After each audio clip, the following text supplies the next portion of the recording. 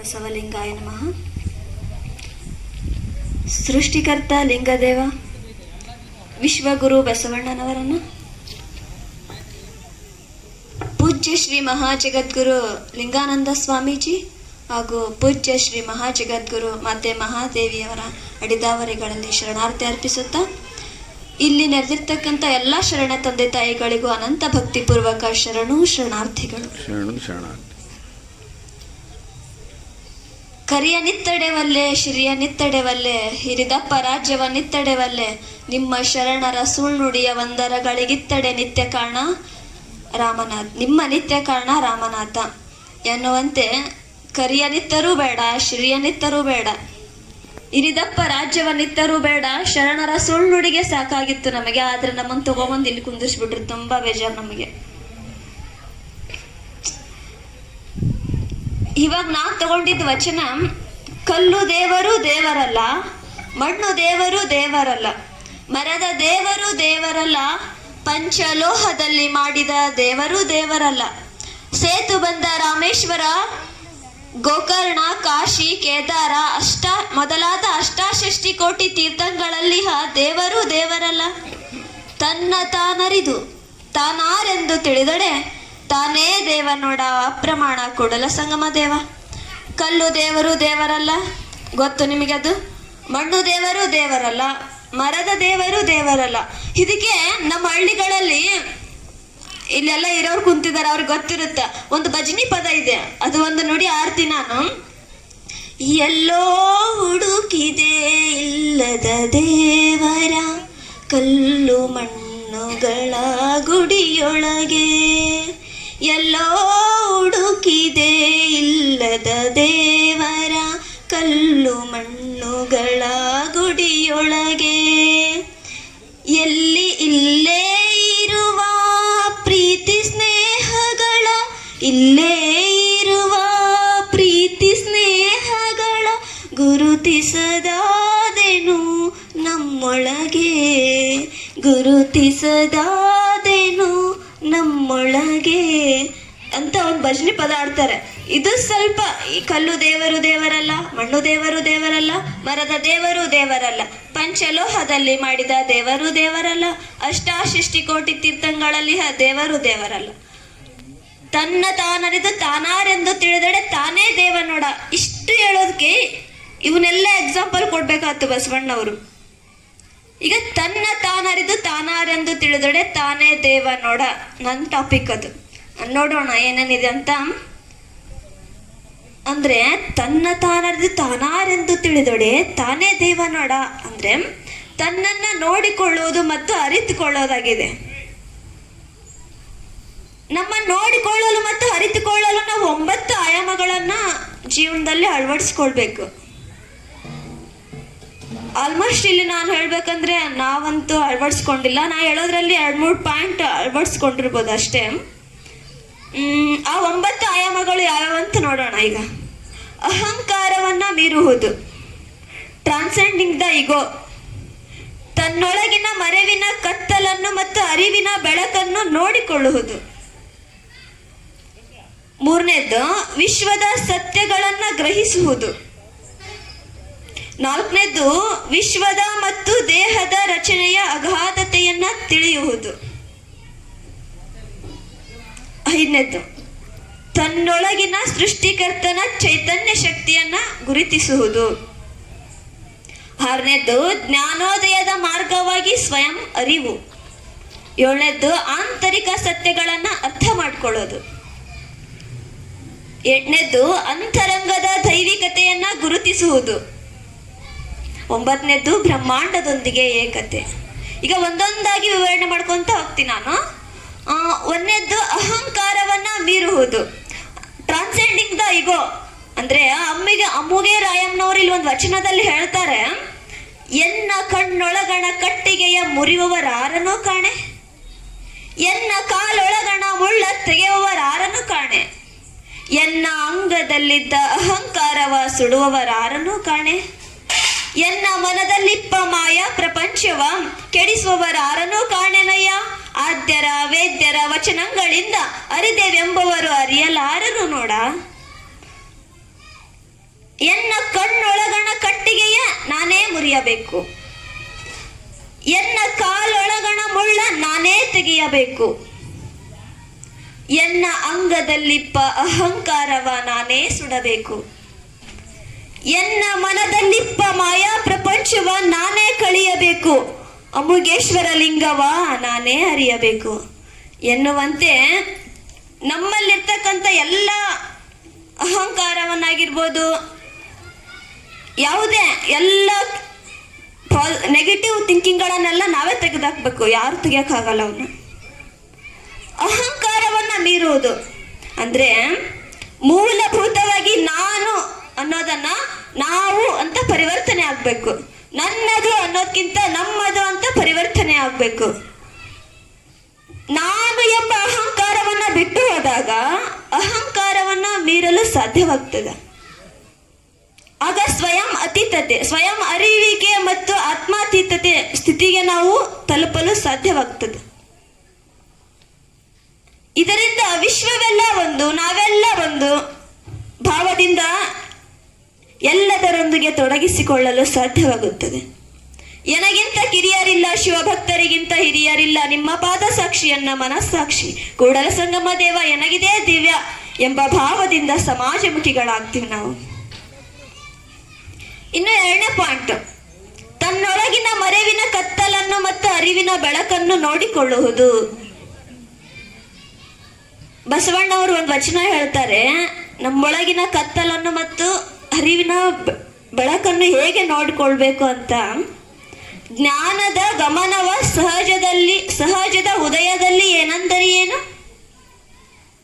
ಲಿಂಗದ ಬೆಳಕು ಒಳಗೊಂಡುದಾಗಿ ಏನೆಂದರೆ ಏನು, ಕೂಡಲ ಸಂಗಮ ದೇವನ ಧ್ಯಾನದಿಂದ ಏನೆಂದರೆ ಏನು. ಇಲ್ಲಿ ಹೋದ್ಸಲ ನಾನು ಒಂದು ಸಂಗಮೇಶಪ್ಪ ಅವ್ರಿಗೆ ಮತ್ತು ಅರ್ಚನಾ ಅವರಿಗೆ ಇದನ್ನ ಕೇಳಿದ್ದೆ, ನನಗೆ ಲಿಂಗ ಪೂಜೆ ಮಾಡ್ಕೋಬೇಕಾದ್ರೆ ಏಕಾಗ್ರತೆ ಬರಂಗಿಲ್ಲ, ಏನು ಮಾಡ್ಬೇಕ್ರಿ ಅವರ ಅಂತ ಕೇಳಿದ್ನೆ.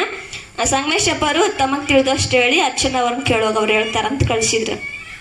ಅವ್ರು ಹೇಳಿದ್ರು ನನಗೆ ಸುಮ್ಮನೆ ಧ್ಯಾನ ಕುಂತ್ರೆ ಏಕಾಗ್ರತೆ ಬರ್ತಿತ್ತು, ಲಿಂಗ ಪೂಜೆಯಲ್ಲಿ ಕುಂತ್ರೆ ಏಕಾಗ್ರತೆ ಬರ್ತಾ ಇರ್ಲಿಲ್ಲ, ಅದು ನೆನಪಾಗೋದು ಇದು ಏನೋ ಒಟ್ಟು ಏಕಾಗ್ರತೆ ಬರ್ತಾ ಇರ್ಲಿಲ್ಲ. ಅದಕ್ಕೆ ಅವ್ರು ಹೇಳಿದ್ರು, ನೀ ಸುಮ್ಮನೆ ಕೈಯಲ್ಲಿ ಲಿಂಗ ಹಿಡ್ಕೊಂಡ್ ಕುಂತ್ರೆ ಏನು ಕೆಲಸ ಆಗಂಗಿಲ್ಲವ, ನಿವೇದನ ವಚನಗಳನ್ನು ಹೇಳು ಫಸ್ಟ್ ಅಂತ ಹೇಳಿದ್ರು.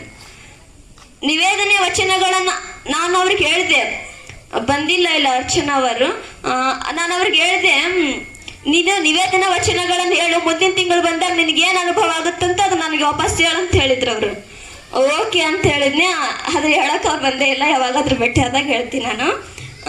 ಅಂದ್ರೆ ನಿವೇದನ ವಚನಗಳನ್ನು ಹೇಳೋದ್ರಿಂದ ಏನಾಗುತ್ತೆ ಅಂದ್ರೆ, ನನಗೆ ಏಕಾಗ್ರತೆ ಬರ್ತಾ ಇಲ್ಲಪ್ಪ, ನೀನು ಏಕಾಗ್ರತೆ ತೋರಿಸು ಲಿಂಗದೇವ ನನಗೆ ಅಂತ ನಾವು ಬೇಡ್ಕೊಳ್ಬೇಕು ಲಿಂಗದೇವನಲ್ಲಿ. ಅಂದಾಗ ನಾವು ನಮ್ಮೊಳಗಿನ ಕತ್ತಲು ನಾವು ಆ ಥರ ಬೇಡ್ಕೊಂಡಾಗ ಏಕಾಗ್ರತೆ ಬಂದಾಗ ನಮಗೆ ಮುಂದೆ ಏನು ಮಾಡಬೇಕು ಅಂತ ನಮಗೆ ತಿಳಿತಾ ಹೋಗ್ತದದು. ಮತ್ತೆ ನಮ್ಮಲ್ಲಿ ಏನು ತಪ್ಪುಗಳಿವೆ ಅದನ್ನ ತಿದ್ಕೊಳ್ಳೋಕೆ ಸಾಧ್ಯವಾಗುತ್ತೆ, ಮತ್ತು ನಾವೇನು ತಿಳ್ಕೊಳ್ಬೇಕು ಅನ್ನೋದು ಗೊತ್ತಾಗುತ್ತೆ ನಮಗೆ. ತನ್ನದೇ ಆದ ಅರಿವಿನ ಬೆಳಕನ್ನು ನೋಡಿಕೊಳ್ಳುವುದು ಅಂದ್ರೆ ಆಂತರಿಕ ದಿವ್ಯ ಜ್ಞಾನವನ್ನು ಗುರುತಿಸಬೇಕು. ಒಳಗಿನ ಗೊಂದಲಗಳು ಮತ್ತು ವಿರೋಧಾಭಾಸಗಳು ಮರೆವನ್ನುಂಟು ಮಾಡ್ತವೆ. ವಿಮರ್ಶೆಯಿಂದ ನಿಖರ ನಿರ್ಣಯಿಸ್ತದ. ಅಂದ್ರೆ ಒಳಗಿನ ಗೊಂದಲ ಮತ್ತು ವಿರೋಧಾಭಾಸಗಳನ್ನು ಅನೇಕ ಬಾರಿ ವಿಮರ್ಶೆ ಮಾಡ್ಕೊಳ್ಬೇಕು ನಾವು. ನಮ್ಮಲ್ಲಿ ಏನು ಕೆಟ್ಟ ಗುಣಗಳಿವೆ ಅನ್ನೋದನ್ನ ಪದೇ ಪದೇ ನೆನಪು ಮಾಡ್ಕೊಂತ ಇರ್ಬೇಕು ನಾವು, ಅದನ್ನ ಮತ್ತೆ ಅದನ್ನ ತೆಗಿಯಕ್ ಪ್ರಯತ್ನ ಮಾಡ್ತಾ ಇರ್ಬೇಕು. ಇಲ್ಲಿ ಒಂದು ಮಾತು ಹೇಳಕ್ ಇಷ್ಟಪಡ್ತೀನಿ, ಶರಣರು ನುಡಿದಂತೆ ನಡೆದ್ರಂತೆ, ನಾವಂತರೂ ನುಡಿದಂತೆ ನಡೆದಿಲ್ಲ ಆದ್ರೆ ನಡೆದಂತೆ ನುಡಿದಿಲ್ಲ ಆದ್ರೆ ನುಡಿದಂತೆ ಇವಾಗ ನುಡಿಯಕತ್ತೀವಲ್ಲ ನಡೆಯನ್ರಿ ಇದನ್ನ. ಇದು ನಂದು ಇಷ್ಟು ದಿನ ಆದ್ರೂ ಇದು ನನ್ನ ತಲೆಗೆ ವಿಚಾರ ಬಂದಿದ್ದಿಲ್ಲ, ಆದ್ರೆ ಈ ದೊಡ್ಡ ದೊಡ್ಡ ಮಾತುಗಳನ್ನ ಆಡಕ್ಕಂತ ಹಚ್ಬಿಟ್ಟಾರ. ಇನ್ ಮುಂದೆ ನಾವು ಮಾಡ್ಲೇಬೇಕು ಈ ಕೆಲಸನೆಲ್ಲ. ಸಣ್ಣವರಾದ್ರೂ ದೊಡ್ಡ ಮಾತು ಮಾತಾಡಕ್ ಹಚ್ಬಿಟ್ರಲ್ಲ, ಹೇಳಿ ಮಾಡ್ಲೇಬೇಕು ಖಂಡಿತ. ಆಗ ತಮ್ಮಲ್ಲಿನ ಮರೆವು ಮತ್ತು ಬೆಳಕನ್ನು ಏಕಕಾಲದಲ್ಲಿ ಗ್ರಹಿಸುವರು. ತನ್ನನ್ನು ಎರಡು ದೃಷ್ಟಿಯಿಂದ ನೋಡಿಕೊಳ್ಳುವ ಮತ್ತು ವಿಶ್ಲೇಷಿಸುವ ಸಮನ್ವಯತೆ ಸಾಧಿಸಿಕೊಂಡಾಗ ಸ್ಥಿತಪ್ರಜ್ಞೆಯನ್ನು ಹೊಂದುವನು. ಬಯಲು ಭಾವನೆ ಬಯಲೊಳಗಾಗಿ ಶಿವಯೋಗಿ ಆಗುತ್ತಾನೆ. ಇನ್ನು 3ನೇ ಪಾಯಿಂಟ್ ಏನಂದ್ರೆ ವಿಶ್ವದ ಸತ್ಯಗಳನ್ನ ಗ್ರಹಿಸುವುದು. ಇಲ್ಲಿ ಕೂಡಲ ಸಂಗಮ ದೇವರು ಅಂದ್ರೆ ಬಸವಣ್ಣವರು ಇಲ್ಲಿ ಒಂದು ವಚನ ಹೇಳ್ತಾರೆ, ಇದಕ್ಕೊಂದು: ನಿನ್ನ ಜನ್ಮದ ಪರಿಭವವ ಮರೆದೆಯಲ್ಲ ಮನವೇ, ಲಿಂಗವ ನಂಬು ಕಂಡ ಮನವೇ, ಜಂಗಮವ ನೆರೆ ನಂಬು ಎಲೆ ಕಂಡ ಮನವೇ, ಕೂಡಲ ಸಂಗಮ ದೇವರ ಬೆಂಬತ್ತು ಕಂಡ ಎಲೆ ಮನವೇ ಅಂತ. ಪ್ರತಿಯೊಬ್ಬರೊಳಗೆ ತಮ್ಮದೇ ಆಗಿರ್ತಕ್ಕಂಥ ಮೌಲ್ಯಗಳು, ನಂಬಿಕೆಗಳು, ಗ್ರಹಿಕೆಗಳು ಇರ್ತವೆ. ಅದನ್ನೇ ನಿಜವೆಂದು ತಿಳ್ಕೊಂಡಿರ್ತಾರ ಅವರು. ವಿಶ್ವದ ಸತ್ಯವು ಮಾನವೀಯತೆಯಿಂದ ಕೂಡಿರುವ ಸಂಗತಿಯಾಗಿದೆ. ಅದು ಸರ್ವೇ ಸಾಮಾನ್ಯವಾಗಿ ಸಾರ್ವತ್ರಿಕ ಸತ್ಯವು ಗೊತ್ತಾಗುತ್ತಿದ್ದರೂ ಅದನ್ನು ಅರ್ಥ ಮಾಡಿಕೊಳ್ಳಲು ಸಾಧ್ಯವಾಗಲ್ಲ ನಮ್ಗೆ. ಇವಾಗ ನಾವು ಲಿಂಗ ಪೂಜೆಗಳು ಮಾಡ್ಕೊಂತಿರ್ತೀವಿ, ಅದರಲ್ಲಿ ಏನೋ ಒಂದು ವಿಶೇಷತೆ ಇರುತ್ತೆ. ಈಗ ಯಾರಾದ್ರೂ ಕೇಳಿದ್ರೆ ನಿನ್ಗೇನು ಅನುಭವ ಆತಂತ ಹೇಳಕ್ ಬರಂಗಿಲ್ಲ ನಮ್ಗೆ, ಅದನ್ನ ಅನುಭವಿಸ್ಬೇಕಷ್ಟೇ ಸಾಧ್ಯ. ಹಂಗೆ ಹೀಗಾಗಿ ಸತ್ಯವನ್ನು ಹಂಚಿಕೊಳ್ಳುವಾಗ ಅಥವಾ ಮಾತನಾಡುವಾಗ ಎಡು ಬಿಡ್ತೀವಿ ನಾವು. ಅನುಭವಗಳನ್ನು ಹೇಳಕ್ ಆಗಂಗಿಲ್ಲ, ಅನುಭವಿಸ್ಬೇಕಷ್ಟೇ. ಎಡವೆ ಆದ್ರೆ ನಾವು ಹೇಳುವಾಗ ಎಡವಿದ್ರೂ ಕೂಡ ವಿಶ್ವದ ಸತ್ಯಗಳನ್ನು ತಿಳಿಯಲೇಬೇಕು. ಸತ್ಯ ಶುದ್ಧ ಕಾಯಕ ಮತಾಸಹ ಸಕಲ ಜೀವಿಗಳಿಗೆ ಲೇಸ ಮಾಡಲು ಸಾಧ್ಯವಾಗುತ್ತದೆ.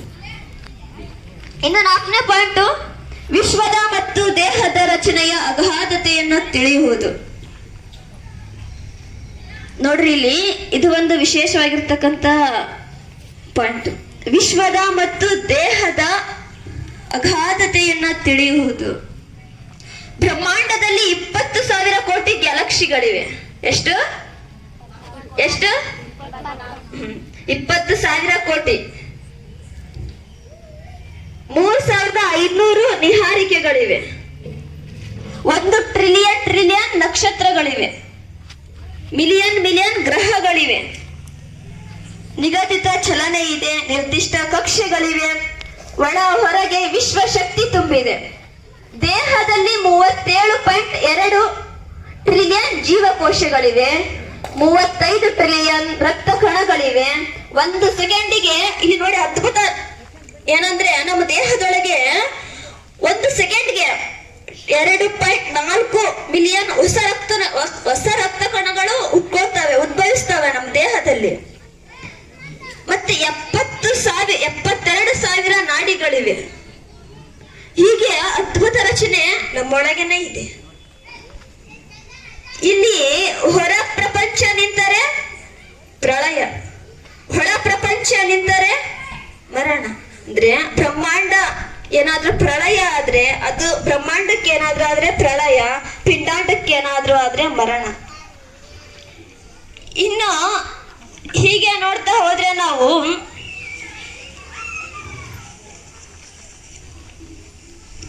ಹೊರಗಿನ ವಿಶ್ವ ಮತ್ತು ಒಳಗಿನ ವಿಶ್ವಗಳು ಏಕಕಾಲಕ್ಕೆ ನಿರಂತರ ಕಾರ್ಯನಿರ್ವಹಿಸ್ತವೆ. ಹೊರ ಪ್ರಪಂಚ ನಿಂತರೆ ಹೇಳಿದ್ನಲ್ವ ಪ್ರಳಯ, ಒಳ ಪ್ರಪಂಚ ನಿಂತರೆ ಮರಣ. ಈ ವಿಸ್ಮಯ ಜಗತ್ತನ್ನು ಅರಿತು ಎರಡನ್ನು ರಕ್ಷಿಸುವ ಜವಾಬ್ದಾರಿಯನ್ನು ನಾವು ಹೊಂದಿರಬೇಕು. ವಿಶ್ವ ಹೇಗಿದೆ? ನಾನು ಆಗಿದ್ದೇನೆ. ಶಿವಯೋಗ ವಿಶ್ವ ಹೇಗಿದೆ ಹಾಗೆ ನಾನಿದ್ದೇನೆ ಎಂಬ ಅರಿವನ್ನು ನಾವು ಕಂಡ್ಕೊಂಡ್ರೆ ಶಿವಯೋಗ ಅಭ್ಯಾಸಕ್ಕೆ ಇದು ನಾವು ಯೋಗ್ಯರಾಗಿ ಅಣೆ ಆಗ್ತೇವೆ. ಇನ್ನು 5ನೇ ಪಾಯಿಂಟ್, ತನ್ನೊಳಗಿನ ಸೃಷ್ಟಿಕರ್ತನ ಚೈತನ್ಯ ಶಕ್ತಿಯನ್ನು ಗುರುತಿಸುವುದು. ತನ್ನೊಳಗಿನ ಚೈತನ್ಯ ಶಕ್ತಿಯನ್ನ ಗುರುತಿಸುವುದು. ಕ್ರೋಧವ ಬಿಟ್ಟಲ್ಲದೆ ಇಚ್ಛಾಶಕ್ತಿಯ ಹೊರಗಲ್ಲ, ಮೋಹವ ಬಿಟ್ಟಲ್ಲದೆ ಜ್ಞಾನಶಕ್ತಿಯ ಹೊರಗಲ್ಲ, ವ್ಯಾಪಾರ ಮುಂತಾದ ಸಕಲ ಕೃತ್ಯದ ಶಾಪವ ಬಿಟ್ಟಲ್ಲದೆ ಕ್ರಿಯಾಶಕ್ತಿಯ ಹೊರಗಲ್ಲ. ಇಂತಿ ತ್ರಿವಿಧ ನಿರ್ಲೇಪವಾಗಿ ಎಲ್ಲದೆ ಲಿಂಗೈಕ್ಯವಿಲ್ಲ, ನಿಖಳಂಕ ಮಲ್ಲಿಕಾರ್ಜುನ ಎನ್ನುವಂತೆ ಸಕಲ ಚರಾಚರ ಜೀವಿಗಳಲ್ಲಿ ಜ್ಞಾನಶಕ್ತಿಯಾಗಿ ಕ್ರಿಯಾಶಕ್ತಿಯಾಗಿ ಸೃಷ್ಟಿಕರ್ತನಿರ್ತಾನೆ. ಪ್ರಾಣಶಕ್ತಿ ರೂಪದಲ್ಲಿ ಅಥವಾ ಚೈತನ್ಯ ಶಕ್ತಿಯ ರೂಪದಲ್ಲಿ ಅಥವಾ ಆತ್ಮಸಾಕ್ಷಿ ರೂಪದಲ್ಲಿ ಸೃಷ್ಟಿಕರ್ತ ಪರಮಾತ್ಮನು ನಮ್ಮೊಳಗೆ ದೇಹದಲ್ಲೇ ಇರ್ತಾನೆ. ಇದನ್ನ ನಾವು ಅರ್ಥಿಕೊಳ್ಳಲು, ಪರಮಾತ್ಮನಿದ್ದಾನೆ ಅಂತ ತಿಳಿದುಕೊಳ್ಳಲು ಏನ್ ಮಾಡ್ಬೇಕಂದ್ರೆ ಪ್ರಾರ್ಥನೆ, ಧ್ಯಾನ, ಇಷ್ಟಲಿಂಗ ಧ್ಯಾನ, ಆಧ್ಯಾತ್ಮಿಕ ಮತ್ತು ಧಾರ್ಮಿಕ ಗ್ರಂಥಗಳ ಅಧ್ಯಯನ, ಪ್ರಶಾಂತ ಪ್ರಕೃತಿಯಲ್ಲಿ ಸಮಯ ಕಳೆಯುವುದರಿಂದ ಮತ್ತು ಅನುಭವಗಳಿಂದ ಸೃಷ್ಟಿಕರ್ತನ ಇರುವಿಕೆಯನ್ನು ನಾವು ಅರಿಯಲು ಸಾಧ್ಯವಾಗ್ತದೆ. ಇನ್ನು 6ನೇ ಪಾಯಿಂಟ್ ಎಷ್ಟದಾವು? 9 ಪಾಯಿಂಟ್ಸ್ಗಳಿವೆ. ನಾವು ಅವನ್ನ ಅಳವಡಿಸ್ಕೊಂಡಾಗ ಮಾತ್ರ ನಮ್ಮನ್ನು ನಾವು ಅರಿಯಲು ಸಾಧ್ಯವಾಗ್ತದೆ. ಆ 9 ಪಾಯಿಂಟ್ಸ್ಗಳನ್ನು ವಿವರಣೆ ನೀಡ್ತಾ ಇದ್ದೀನಿ ನಾನು. ಈಗ 6ನೇದಕ್ಕೆ ಬಂದಿದ್ದೀನಿ. ಜ್ಞಾನೋದಯದ ಮಾರ್ಗವಾಗಿ ಸ್ವಯಂ ಅರಿವು, self awareness as a path to enjoyment. ಅರಿವಿನೊಳಗೊಂದು ಮರವೆಯಿದೆ, ಮರವೆಯೊಳಗೊಂದು ಅರಿವದೆ. ಅರಿವು ಮರವೆ ಎಂಬೆರಡು ಅಳಿದಡೆ ನಿರ್ಣಯವದೆ, ಅಂದ್ರೆ ನಿರ್ವಯ ಅಲ್ಲಿದೆ. ತಾನೆಂಬಲ್ಲಿ ನಿಷ್ಪತ್ತಿ ಇದೆ, ಇದೇನು ಹೇಳಾಗುಹೇಶ್ವರ. ನೋಡೋಣ ಇಲ್ಲಿ, ಒಬ್ಬರ ಸ್ವಂತ ಆಲೋಚನೆಗಳು, ಭಾವನೆಗಳು ಮತ್ತು ಗ್ರಹಿಕೆಗಳನ್ನ ಗಮನಿಸುವುದು ಮತ್ತು ಅರ್ಥ ಮಾಡ್ಕೊಳ್ಳೋದು. ಇದನ್ನ ಯಾರು ಮಾಡ್ತಾರಂದ್ರೆ ಸಂಗಮೇಶ್ವರ್ ಮಾಡ್ತಾರೆ. ಇಲ್ಲಿ ಕೂತಿರಂದ್ರೆ ಪ್ರತಿಯೊಬ್ಬರನ್ನ ಎಲ್ಲನ್ನ ಅಬ್ಸರ್ವ್ ಮಾಡ್ತಿರ್ತಾರೆ ಮತ್ತು ಅವರಲ್ಲಿ ಏನ್ ಟ್ಯಾಲೆಂಟ್ ಇದೆ ಅಂತ ಕಂಡುಹಿಡಿತಾರೆ ಅವರು. ಹಾಗೆ ಅರ್ಥ ಮಾಡ್ಕೊಳ್ಳೋದು. ಈ ಅರಿವನ್ನು ಬೆಳೆಸುವ ಮೂಲಕ ವ್ಯಕ್ತಿಗಳು ವಾಸ್ತವದ ಸ್ವರೂಪ ಮತ್ತು ಅದರೊಳಗೆ ತಮ್ಮ ಸ್ಥಾನವನ್ನು ಅರಿಯಲು ಪ್ರಾರಂಭಿಸಬಹುದು. ಇದು ತನ್ನ ತಾನರಿಯುವ ರೀತಿಯ ಮೊಟ್ಟ ಮೊದಲ ಮೆಟ್ಟಿಲು. ಅರಿವಿನ ಅರ್ಚನೆಯ ಮೂಲಕ ದೃಷ್ಟಿಯೋಗದಲ್ಲಿ ಆನಂದ ಅನುಭವಿಸ್ತಾನೆ. ಇನ್ನು 7ನೇದು ಏನಂದ್ರೆ ಆಂತರಿಕ ಸತ್ಯಗಳನ್ನು ಅರ್ಥ ಮಾಡ್ಕೊಳ್ಳೋದು, ಅಂಡರ್ಸ್ಟ್ಯಾಂಡಿಂಗ್ ಇನ್ನರ್ ಟ್ರುತ್ಸ್. ಇಲ್ಲಿ ಸತ್ಯವೆಂದ್ರೆ ನೋಡೋಣ, ಇಲ್ಲಿ ಲಿಂಗದೇವನೇ ಕರ್ತ, ಶಿವಭಕ್ತನೇ ಶ್ರೇಷ್ಠ, ಕೊಲ್ಲದಿರ್ಪುದೇ ಧರ್ಮ, ಅಧರ್ಮದಿಂದ ಬಂದುದನ್ನು ಒಲ್ಲದಿರ್ಪುದೇ ನೇಮ, ಅಳುಪಿಲ್ಲದಿರ್ಪುದೇ ವ್ರತ, ಇದೇ ಸತ್ಪಥ, ಉಳಿದುದೆಲ್ಲ ಮಿಥ್ಯವೆಂದೇ ಕಾರಣ ದೇವರಾಯ ಸೊಡ್ಡಳ. ಇಲ್ಲಿ ಸೊಡ್ಡಳ ಭಾಷೆ ಹೇಳ್ತಾರೆ ಈ ವಚನನ. ವೈಯಕ್ತಿಕ ಬೆಳವಣಿಗೆ, ಭಾವನಾತ್ಮಕ ಯೋಗಕ್ಷೇಮ ಮತ್ತು ಆಧ್ಯಾತ್ಮಿಕ ಬೆಳವಣಿಗೆಗೆ ಕೊಡುಗೆ ನೀಡುವ ಸ್ವಯಂ ಅರಿವಿನ ಪ್ರಮುಖ ಅಂಶವಾಗಿದೆ. ಆಂತರಿಕ ಸತ್ಯಗಳನ್ನ ಅರ್ಥ ಮಾಡಿಕೊಳ್ಳೋದ್ರಿಂದ ಸ್ವಯಂ ಅರಿವನ್ನು ಸುಗಮಗೊಳಿಸುತ್ತದೆ, ದಶಚಕ್ರಗಳ ಅರಿವಿಗೆ ಸಹಾಯವಾಗ್ತದ. ಈಗ ಎಷ್ಟೊತ್ತು ಮುಗಿಸಿದ್ ನಾನು? ನೀವೆಲ್ಲ ಕೇಳ್ತೀರಿ, ಇವ್ರದ್ದು ಏನ್ ತಪ್ಪಂದ್ರೆ ಕೇಳ್ಸೋಂಗೇ ಇಲ್ಲ. ಅಲ್ಲಿ ಮೊಬೈಲ್ ನೋಡ್ಕೊಂಡು ಕುಂದಿರ್ತಾರ, ಇಲ್ಲಾಂದ್ರೆ ಮಾತಾಡ್ಕೊಂಡು ಕುಂತ್ಬಿಡ್ತಾರ. ಅದಕ್ಕೆ ನಮ್ಮೂರನ್ನು ಬೆಳೆಸ್ಬೇಕು, ನಮ್ಮನ್ನು ಬೆಳೆಸ್ಬೇಕಂತ ಬಂದಿರಲ್ಲ ನೀವು. ಇದಕ್ಕೆ ನಾವು ಬೆಳಿಬೇಕು. ನಮಗಾಗಿ ಅಲ್ಲದಿದ್ದರೂ ನಿಮಗಾಗಿ, ನಮಗಾಗಿ ಅಲ್ಲದಿದ್ದರೂ ತಂದೆ ತಾಯಿಗಳಿಗಾಗಿ ನಾವು ಬೆಳಿಲೇಬೇಕು. ಇನ್ನು 8ನೇದು ನೀವೆಲ್ಲರೂ ಕೇಳ್ರಿ ದಯವಿಟ್ಟು. ಅವ್ರು ಕೇಳಿದ್ರು ನಡೀತೈತಿ, ಯಾಕಂದ್ರೆ ಎಲ್ಲ ತಿಳ್ಕೊಂಡ್ಬಿಟ್ಟಾರ ಅವರು. 8ನೇದು ಅಂತರಂಗದ ದೈವಿಕತೆಯನ್ನ ಗುರುತಿಸುವುದು. ಏನೋ ಅಂತರಂಗದ ದೈವಿಕತೆಯನ್ನ ಗುರುತಿಸುವುದು. ಆಚಾರ ಗುರುಸ್ಥಳ, ಅನುಭವ ಲಿಂಗಸ್ಥಳ, ಅನುದಾನ ಅವಧಾನ ಅರ್ಪಿತ ಸ್ಥಳ, ಪರಿಣಾಮ ಪ್ರಸಾದಿ ಸ್ಥಳ, ಸಮಾಧಾನ ಶರಣಸ್ಥಳ, ಅರಿವು ನಿಪತಿಯಾಗಿ ತರಹಿಲ್ಲದೆ ನಿಜ ಲಿಂಗೈಕ್ಯವು ಕೂಡಲ ಚನ್ನ ಸಂಗಮ ದೇವ ಅನ್ನುವಂತೆ ಪ್ರತಿಯೊಬ್ಬ ವ್ಯಕ್ತಿಯೊಳಗೆ ಇರುವ ದೈವತ್ವದ ಅಂತರ್ಗತ ಸಾರ ಅಥವಾ ಪ್ರಕಾಶವನ್ನು ಕಂಡುಕೊಳ್ಳೋದಾಗಿದೆ. ಈ ಸಾರವನ್ನು ಸಾಮಾನ್ಯವಾಗಿ ಒಳಗಿನ ಪವಿತ್ರತೆ, ವಿಶ್ವ ಪ್ರಜ್ಞೆಯನ್ನ ವ್ಯಕ್ತ ಮಾಡುವುದು ಅಥವಾ ದೈವಿಕ ಪ್ರೀತಿಯನ್ನು ವ್ಯಕ್ತ ಮಾಡುವುದಾಗಿದೆ. ಇದರಿಂದ ಇಷ್ಟಲಿಂಗ ಯೋಗದಲ್ಲಿ ನಾವು ಬೇಗನೆ ಲಿಂಗೈಕ್ಯ ಸ್ಥಿತಿಗೆ ಬರಲು ಸಾಧ್ಯವಾಗುತ್ತದೆ. ಇಲ್ಲಿ ಮಾತಾಜಿ ಒಂದ್ಸಲ ಬಂದಾಗ ಹೇಳಿದ್ರು, ನಾವು ಪೂಜೆ ಹೇಗ್ ಮಾಡ್ಬೇಕಂದ್ರೆ ನಿದ್ದೆ ಮಾಡುವಾಗ ಹೆಂಗೆ ನಮ್ಮನ್ನ ನಾವೇ ಮರ್ತು ಬಿಟ್ಟಿರ್ತೀವಲ್ವಾ, ಹಂಗ ಮರಿಬೇಕಂತ. ಯಪ್ಪ, ನಮಗ್ ಪೂಜೆ ಮಾಡೋ ಮುಂದೆ ಕೈನ ಸೋಲ್ತಾವು, ಕಾಲನ ಚುಮ್ಮಿಡಿತಾವು. ಸ್ಟಾರ್ಟಿಂಗ್ ನನ್ಗೂ ಇವಾಗ 1 ತಿಂಗಳಾಯ್ತು. ಒಂದ್ಸಲ ಅರ್ಚನಾ ಅವ್ರು ಹೇಳ್ದಾಗಿಂದ ನಾನು ಬೆಳಿಗ್ಗೆ 4 ಗಂಟೆಗೆ ಮಾಡ್ತಾ ಇದ್ದೀನಿ ಪೂಜೆನ. ಸ್ಟಾರ್ಟಿಂಗ್ ನಲ್ಲಿ ಬಹಳ ಕಷ್ಟ ಆಗುತ್ತ, ಕಾಲ್ ನೋಯ್ತಾವು, ಕೈನ ಸೋತ್ ಬಿಡ್ತಾವ, ಲಿಂಗ ಹಿಂಗ್ ಹುಡ್ಕೊಂಡ್ಬಿಟ್ರೆ. ಆದ್ರೆ ಬರ್ತಾ ನಾವ್ 2-3 ದಿನ 4 ದಿನ ಅಂತೂ ಬಹಳ ನೋವಾಗುತ್ತ. ಆಮೇಲೆ ನಾವು ಬರ್ತಾ ಮಾಡ್ಬೋದು, ಸಾಧ್ಯ ಇದೆ ಅಂತ ಹೇಳ್ತೀನಿ ನಾನು ಇದನ್ನ. ಆದ್ರೆ ಇದನ್ನ ಬಿಡ್ಬಾರ್ದು, ನಾವು ಬಿಟ್ಬಿಟ್ಟು ಸೋಮಾರ ಆಗ್ಬಿಡ್ತೀವಿ. ಈಗ 8ನೇದ್ದೆ ಅಂತರಂಗದ ದೈವಿಕತೆಯನ್ನ ಗುರುತಿಸುವುದು. ಆಚಾರ ಗುರುಸ್ಥಳ, ಅನುಭವ ಲಿಂಗಸ್ಥಳ. ಚನ್ನಮಲ್ಲಿಕಾರ್ಜುನ ಅವರು ಹೇಳ್ತಾರೆ ಈ ವಚನನ. ಪ್ರತಿಯೊಬ್ಬ ವ್ಯಕ್ತಿಯೊಳಗೆ ಇರುವ ದೈವತ್ವದ ಅಂತರ್ಗತ ಸಾರ ಅಥವಾ ಪ್ರಕಾಶವನ್ನ ಕಂಡುಕೊಳ್ಳೋದಾಗಿದೆ. ಈ ಸಾರವನ್ನು ಸಾಮಾನ್ಯವಾಗಿ ಒಳಗಿನ ಪಾವಿತ್ರತೆ, ವಿಶ್ವ ಪ್ರಜ್ಞೆಯನ್ನು ವ್ಯಕ್ತ ಮಾಡುವುದು ಅಥವಾ ದೈವಿಕ ಪ್ರೀತಿಯನ್ನು ವ್ಯಕ್ತ ಮಾಡುವುದಾಗಿದೆ. ಇದರಿಂದ ನಾವು ಇಷ್ಟಲಿಂಗ ಯೋಗದಲ್ಲಿ ಬೇಗನೆ ಲಿಂಗೈಕ್ಯ ಸ್ಥಿತಿಯನ್ನು ಹೊಂದಬಹುದಲ್ವಾ.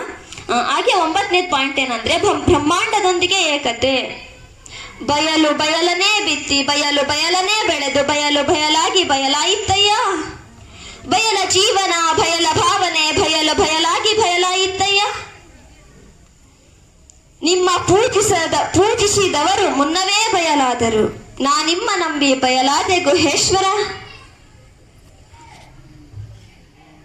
ನಮ್ಮ ಸುತ್ತಲಿರುವ ಪ್ರಪಂಚದ ಎಲ್ಲದರೊಂದಿಗೆ ನಾವು ಒಂದಾಗಿದ್ದೇವೆ ಎಂಬ ನಂಬಿಕೆಯಾಗಿದೆ.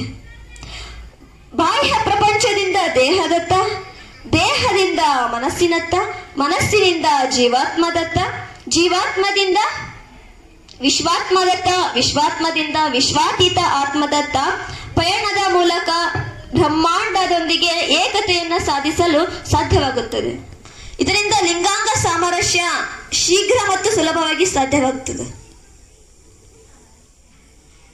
9 ಪಾಯಿಂಟ್ ಮುಗಿದ್ವು. ಇದು ಒಟ್ಟಾರೆ ಅಭಿಪ್ರಾಯ.